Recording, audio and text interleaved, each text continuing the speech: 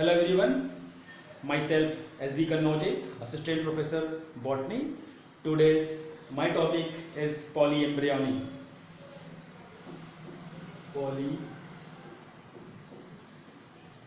Polyembryony. तो आज हम पॉलीएम्ब्रियनी के बारे में पढ़ेंगे। तो पॉलीएम्ब्रियनी क्या होता है, पहला हम देखते हैं इसका introduction.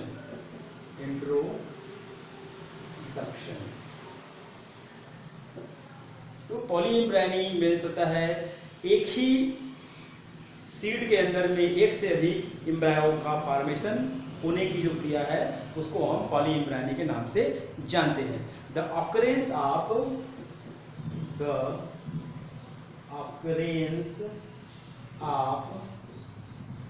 More than one embryo in the seed is known as polyembryony। ये हो गया इसका डिफिनेशंस। अब हम देखते हैं कि ये जो पॉलीएम्ब्रियनी है इसको सर्वप्रथम इनिशियली डिस्कवर्ड बाय ल्यूवेनहॉक नामक वैज्ञानिक ने 1719 में सर्वप्रथम पॉलीएम्ब्रियनी का डिस्कवर किया था। The polyembryony is generally present in जिम्नोस्पर्मिक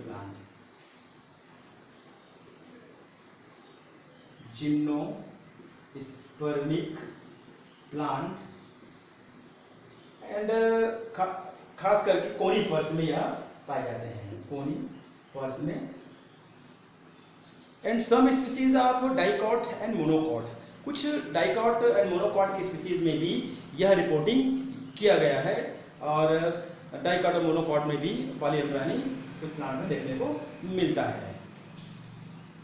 introduction के बाद हम देखते हैं क्लासिफिकेशंस। Classification of पॉलीएम्ब्रियनी। तो अर्नस्ट नामक वैज्ञानिक और स्कार्फ नामक वैज्ञानिक, अर्नस्ट एंड स्कार्फ, ये दो साइंटिस्ट थे। इन्होंने पॉलीएम्ब्रियनी को 2 पार्ट में डिवाइड किया। पहला ट्रू पॉलीएम्ब्रियनी और दूसरा false polyembryony. True polyembryony means क्या होता है कि formation of many embryo in single embryo sac, मतलब कर सकते हैं formation of many embryo in single embryo sac. एक ही एम्ब्रायोसिक के अंदर अगर एक से अधिक एम्ब्रायो मिलता है तो हम बोलते हैं उसको ट्रू पॉलीएम्ब्रियनी। एंड सेकेंड होता है the formation of many embryo and one then more embryo sac. Formation of many embryo in more than one embryo sac. तो पहली बात करते हैं हम ट्रू पॉलीएम्ब्रियनी। ट्रू पॉलीएम्ब्रियनी भी 3 प्रकार के होते हैं। पहला है सिंपल पॉलीएम्ब्रियनी, दूसरा है क्लीवेज पॉलीएम्ब्रियनी और तीसरा है एडवेंटिव पॉलीएम्ब्रियनी। तो पहले बात करते हैं सिंपल पॉलीएम्ब्रियनी की। तो सिंपल पॉलीएम्ब्रियनी का होता है जब एक से अधिक एज का फर्टिलाइजेशन होता है तो एक से अधिक एम्ब्रायो का निर्माण होता है, तो अपन उनको बोलते हैं simple polyembryony. The fertilisation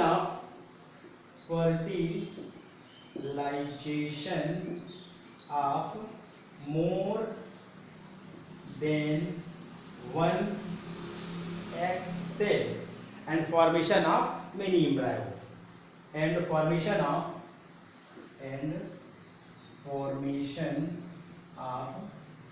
many embryo यह है सिंपल पॉलीएम्ब्रियोनी। दूसरा है क्लीवेज पॉलीएम्ब्रियोनी। हाँ, दूसरा है क्लीवेज पॉलीएम्ब्रियोनी। क्लीवेज पॉलीएम्ब्रियोनी क्या होता है? Cleavage or splitting of egg or pro-embryo or synergid cell या एंटीपोडल सेल। तो क्या होता है इसमें? जो प्रो एम्ब्रायो या सिनर्जिड सेल का स्प्लिटिंग होता है, जो एक न्यूक्लियस है, इसका ये बीच से स्प्लिटिंग होगा। स्प्लिटिंग होने से क्या होता है? दो एम्ब्रायो का फॉर्मेशन हो जाता है। इस तरह से मल्टी नंबर्स ऑफ या मेनी नंबर्स ऑफ एम्ब्रायो का फॉर्मेशन होता है। यह स्प्लिटिंग से होता है, इस कारण अपन इसको क्या बोलते हैं? क्लीवेज पॉलीएम्ब्रियोनी का से अपन जानते हैं इसको। दूसरा है, नेक्स्ट पॉइंट आता है adventive polyembryony. Adventive polyembryony means होता है extra polyembryony, extra embryo. Extra embryo का फॉर्मेशन होता है बाई स्पोरोफिटिक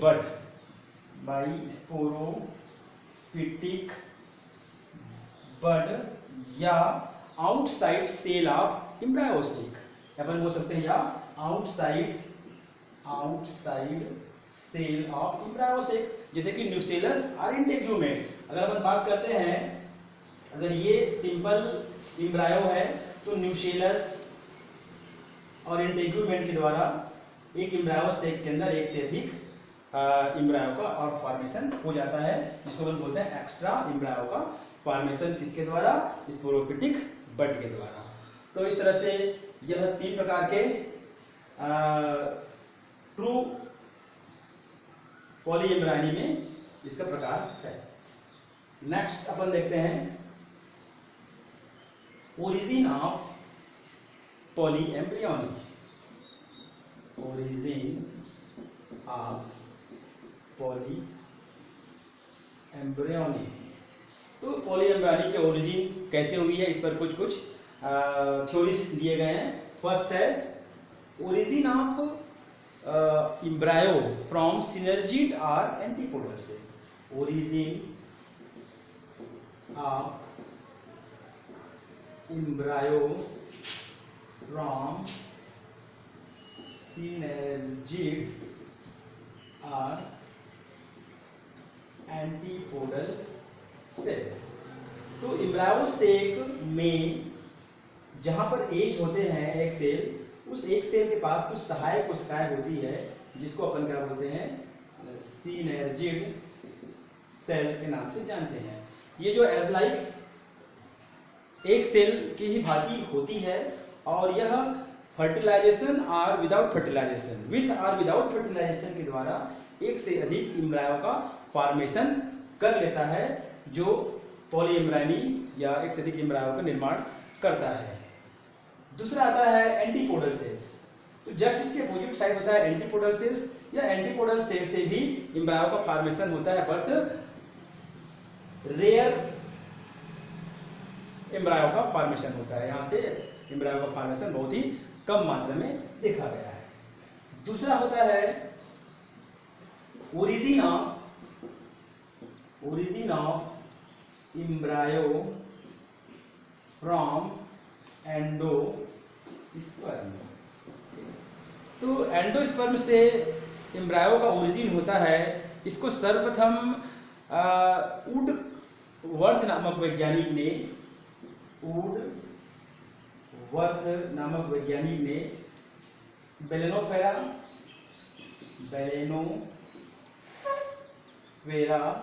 एंड एलनस नामक प्लांट में देखा। एलनस नामक प्लांट में इन्होंने इसको रिपोर्टेड किया, और इस तरह से एंडोस्पर्म से भी एक एक्स्ट्रा एम्ब्रायो का निर्माण होता है। तीसरा origin of embryo from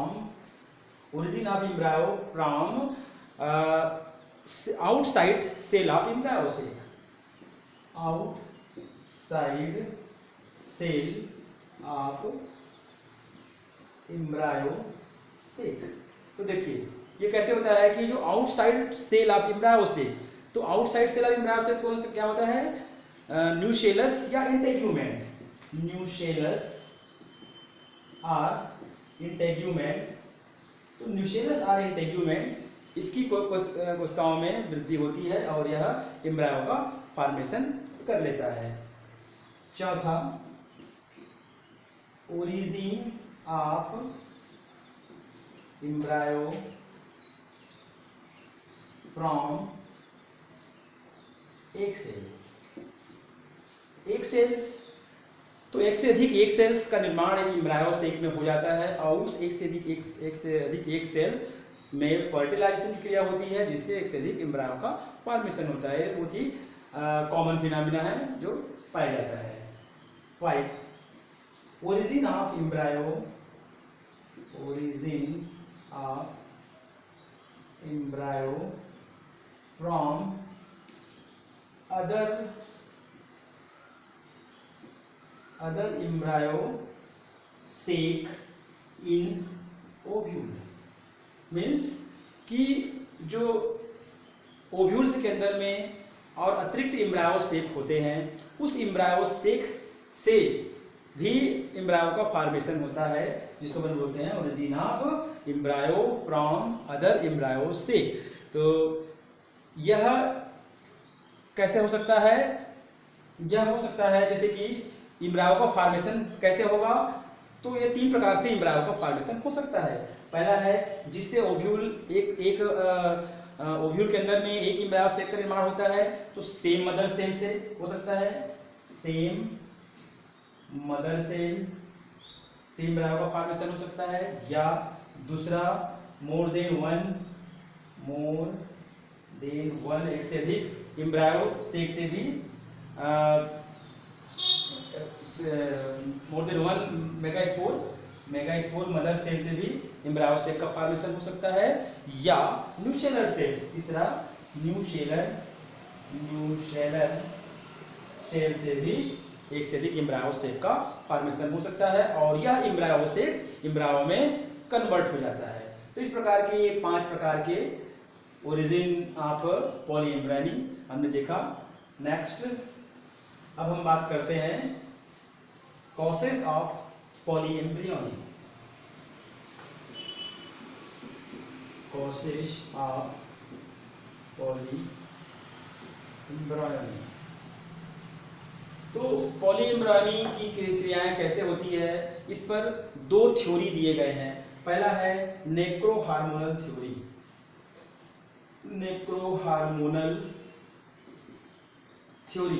नेक्रोहार्मोनल theory के अनुसार क्या होता है, डिजेनरेटिंग सेल ऑफ द न्यूशेलस। तो जो न्यूशेलस का डिजेनरेटिंग सेल होता है वह अपनी आसपास की जो उनकी जुड़े हुए कोशिकाएं हैं उन पर क्या करता है, वह एक स्टिमुलेशन पैदा कर देता है जिससे वहाँ की कोशिकाएं डिवाइड होने लगती है और डिवाइड होकर के एडवेंटिव एम्ब्रियो का वह फॉर्मेशन करता है। यह नेक्रोहार्मोनल थ्योरी के अनुसार पे होता है कि न्यूशेलर सेल जो डिजेनरेटिंग होता है, डिजेनरेटिंग न्यूशेलर सेल, यह स्टिमुलेशन पैदा करता है, स्टिमुलेशन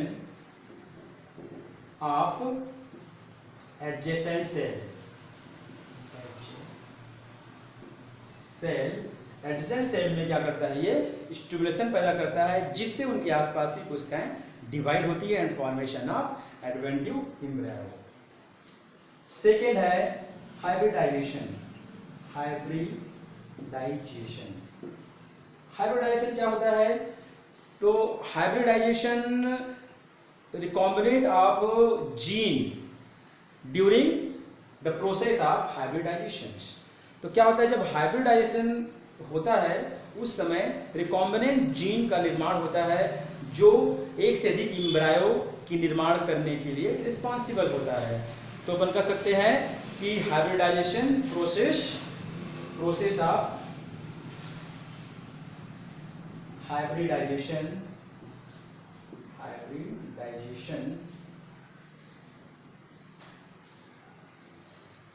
रिकॉम्बिनेंट जीन का निर्माण करता है और जिससे एक से अधिक एम्ब्रायो का फॉर्मेशन होता है। Next point,